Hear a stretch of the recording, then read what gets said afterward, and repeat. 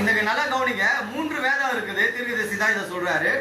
ஒரு வேதம் வானத்தில் ஏற்பட்ட ராசிகள், 2வது வேதம் ஏனோக்கினிட கூர்நுனி கோபுரம், 3வது வேதம் நம்ம கையில் இருக்கிற வேத வார்த்தை. அல்லேலூயா.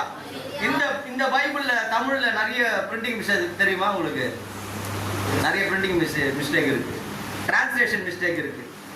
இந்த புக்ல டிரான்ஸ்லேஷன் மிஸ்டேக் இருக்கு. நான் அவரு நேற்று நைட்டு படிச்சுட்டு இருந்தோம். நானும் டிரான்ஸ்லேட்டர் பால் இருக்காரு, அவரு நானும் 7th இயர்ஸ்ல படிக்கும் போது அது எப்படி டிரான்ஸ்லேஷன் தப்பா இருக்கிறத நாங்க பார்த்துட்டு இருக்கிறோம். ஆனா ஒரு விஷயத்தை புரிஞ்சுங்க, இவங்க எல்லாம் தப்பா டிரான்ஸ்லேஷன் பண்ணுவாங்க. ஆண்டவருக்கு நல்லாவே தெரியும்.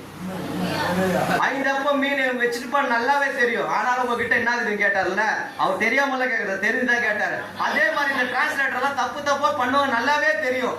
அதனால என்ன பண்ணாருன்னா, தப்பு இல்லாத ஒரு டிரான்ஸ்லேஷன் வானத்துல எழுதி வச்சிட்டாரு.